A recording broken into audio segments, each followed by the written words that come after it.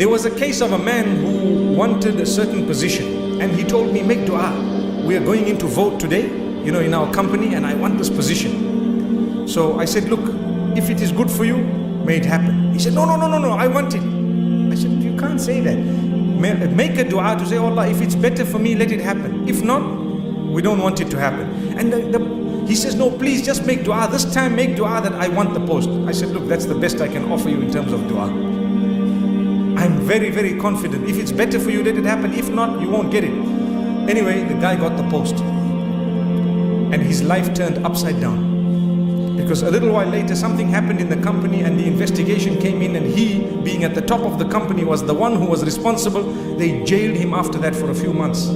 They held him, and wallahi, later on he came to me and says, I never forget what you told me when you said, if it's better for me, let it happen. This was the worst possible thing.